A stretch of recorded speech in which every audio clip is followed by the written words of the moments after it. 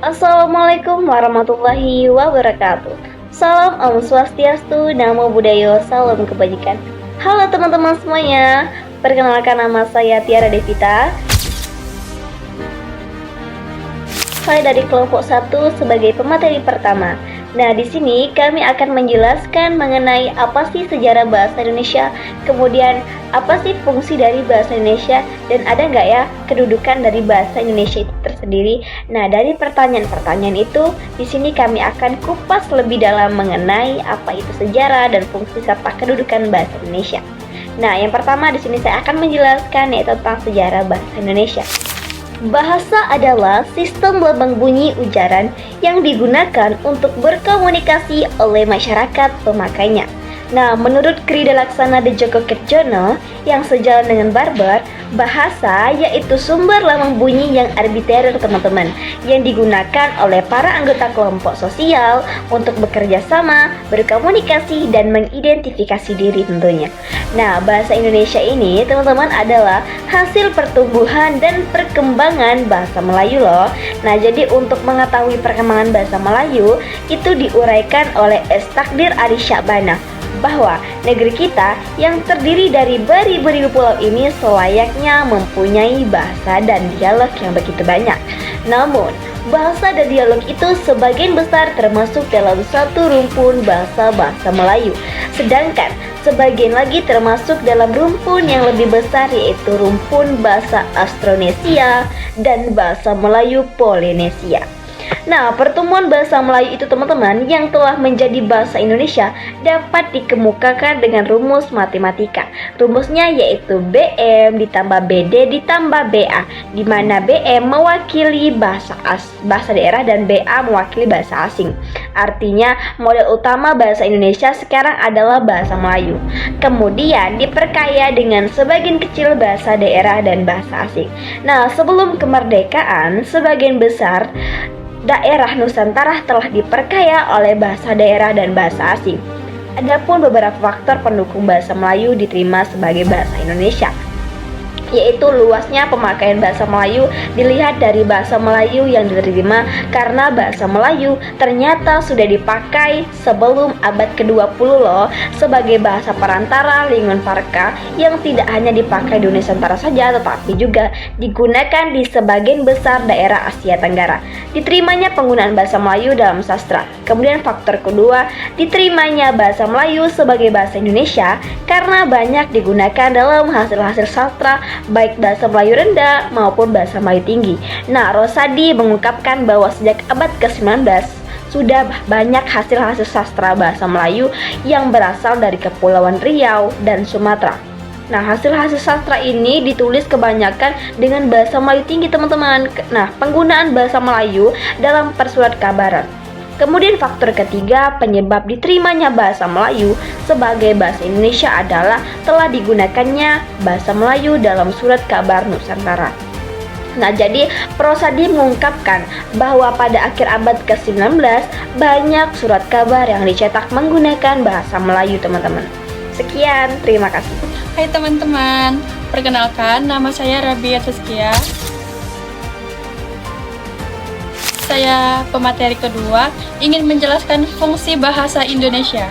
Bahasa Indonesia memiliki fungsi sejalan dengan kedudukannya, yaitu ada bahasa nasional dan juga bahasa negara atau bahasa resmi Negara Kesatuan Republik Indonesia.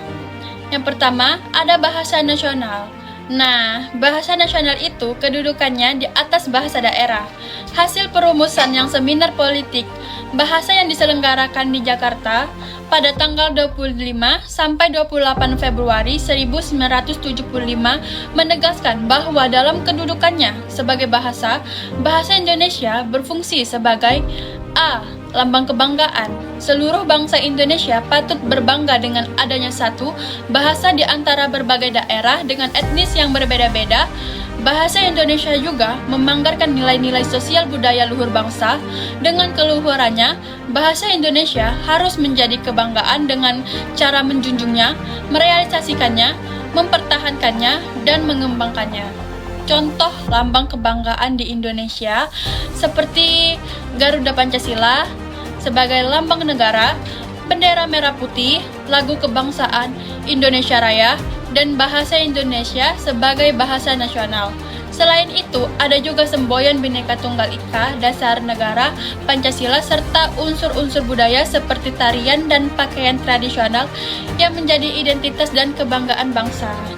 Yang B, lambang identitas. Bangsa Indonesia terdiri dari berbagai etnis atau suku bangsa, sehingga dengan kondisi ini, bahasa Indonesia berfungsi sebagai lambang identitas.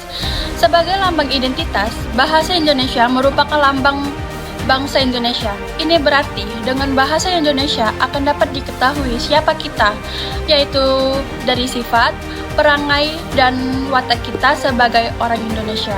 Nah, contoh lambang identitas ini kurang lebih seperti contoh lambang kebanggaan kita. Karena itu memang suatu kebanggaan dan identitas kita sebagai bangsa Indonesia.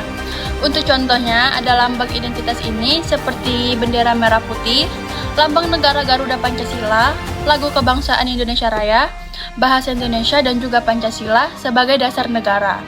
Yang C, alat pemersatu berbagai suku bangsa, yang artinya bahasa Indonesia merupakan alat yang memungkinkan untuk menyatukan berbagai suku bangsa dengan latar sosial dan bahasa dalam kebangsaan Indonesia.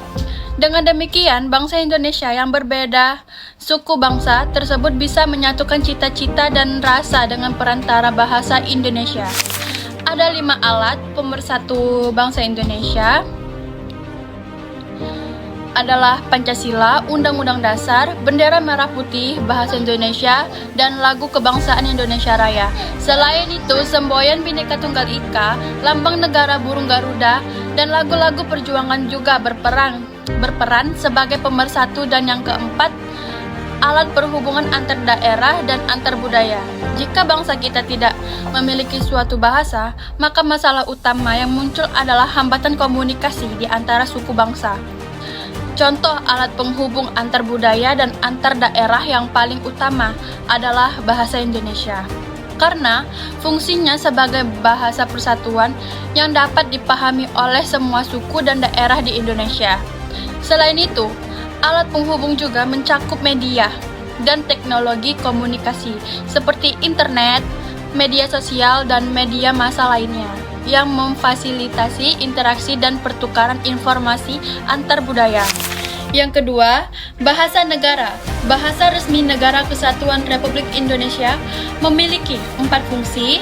Yang A, bahasa resmi kenegaraan, seluruh kegiatan kenegaraan dan penyelenggaraannya harus menggunakan bahasa Indonesia, seperti kegiatan acara kenegaraan, pidato kenegaraan, dan lain sebagainya. Yang B, bahasa pengantar di dunia pendidikan. Kegiatan belajar mengajar di dunia pendidikan, baik sekolah ataupun perguruan tinggi, dan gunakan bahasa Indonesia sebagai bahasa pengantar. Biasanya di SMA atau di kuliah juga kita mempelajari bahasa asing, yaitu biasanya bahasa Inggris. Dan yang C, alat perhubungan pada tingkat. Bahasa Indonesia sebagai alat perhubungan untuk kepentingan perencanaan dan pembangunan serta kepentingan pemerintah. Dan yang terakhir, D, alat pengembangan kebudayaan dan ilmu pengetahuan dan teknologi. Indonesia kaya akan kebudayaan dan sesuai dengan sukunya, sehingga kebudayaan itu perlu dikembangkan dan dikomunikasikan kepada berbagai suku bangsa. Ada berbagai contoh pengembangan kebudayaan dan juga ilmu pengetahuan dan teknologi. Untuk contoh pengembangan kebudayaan, ada gendang, wayang, batik, gamelan, tari tradisional. Dan contoh ilmu pengetahuan dan teknologi, ada aplikasi pembelajaran, virtual reality, augmented reality, e-book, and podcast. Hai teman-teman, perkenalkan nama saya Nabila Setia Ramadhani. saya sebagai pemateri ketiga. Di sini saya akan menjelaskan materi tentang kedudukan bahasa Indonesia. Kedudukan bahasa Indonesia. Bahasa Indonesia memiliki dua kedudukan utama dalam kehidupan berbangsa dan bernegara di Indonesia, yang ditetapkan melalui Sumpah Pemuda tahun 1928 dan dikukuhkan dalam Undang-Undang Dasar tahun 1945. 1. Kedudukan sebagai bahasa nasional. Sebagai bahasa nasional, bahasa Indonesia berfungsi sebagai 1. Lambang kebanggaan nasional. Bahasa Indonesia mencerminkan nilai-nilai sosial budaya luhur bangsa Indonesia. 2. Lambang identitas nasional. Ia menjadi pembeda dan penanda jati diri bangsa Indonesia di antara bangsa-bangsa lain. 3. Alat perhubungan antar warga, antar daerah, dan antar budaya. Bahasa Indonesia memungkinkan komunikasi yang efektif di seluruh wilayah Nusantara yang beragam suku dan bahasanya, mengatasi hambatan perbedaan bahasa daerah. 3. Alat pemersatu berbagai suku bangsa. Peran paling krusial adalah mempersatukan seluruh rakyat Indonesia yang memiliki latar belakang sosial budaya dan bahasa daerah yang berbeda-beda menjadi satu kesatuan bangsa. 2. Kedudukan sebagai bahasa negara atau resmi. Sebagai bahasa negara yang termaktub dalam pasal 36 Undang-Undang Dasar tahun 1945, bahasa Indonesia wajib digunakan dalam 1. Bahasa resmi kenegaraan, digunakan dalam upacara, pidato kenegaraan, serta dokumen-dokumen resmi pemerintah. 2. Bahasa pengantar pendidikan, wajib digunakan di semua jenis dan jenjang pendidikan di Indonesia. 3. Alat perhubungan pada tingkat nasional, digunakan untuk kepentingan perencanaan dan pelaksanaan pembangunan serta pemerintahan. 4. Alat pengembangan kebudayaan nasional, ilmu pengetahuan, dan teknologi atau IPTEK. Bahasa Indonesia menjadi sarana untuk menerjemahkan, menciptakan, dan menyebarluaskan ilmu serta teknologi agar dapat diakses oleh seluruh masyarakat. Kedua kedudukan ini menunjukkan bahwa bahasa Indonesia tidak hanya sekedar alat komunikasi, tetapi juga tonggak utama yang menyangga persatuan dan kemajuan bangsa Indonesia. Sekian materi dari saya dan akan dilanjutkan oleh Bang Sehan yang akan membacakan kesimpulan dari makalah ini. Bismillahirrahmanirrahim. Assalamualaikum warahmatullahi wabarakatuh. Perkenalkan, nama saya Muhammad Sehan Al-Ghifari. Di sini saya ingin sedikit mengungkap atau ingin menjelaskan tentang kesimpulan sejarah, fungsi, dan kedudukan bahasa Indonesia. Dalam hal ini bahasa Indonesia mempunyai dua kedudukan, yaitu sebagai bahasa nasional dan bahasa negara.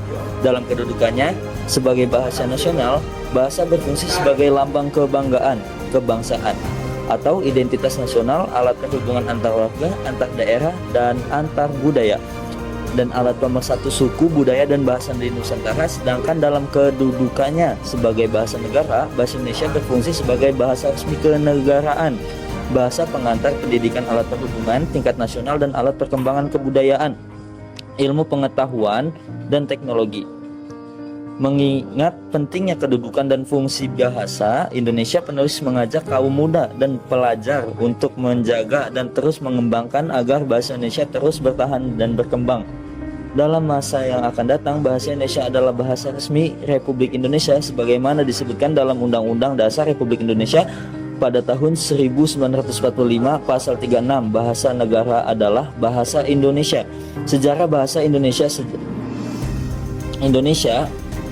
Sejarah bahasa Indonesia telah tumbuh berkembang sekitar abad ke-7 dari bahasa Melayu yang sejak zaman dahulu sudah dipergunakan sebagai bahasa perhubungan, bukan hanya di Kepulauan Nusantara melainkan juga di seluruh Asia Tenggara. Mungkin itu saja yang bisa kami sampaikan. Terima kasih. Wassalamualaikum warahmatullahi wabarakatuh.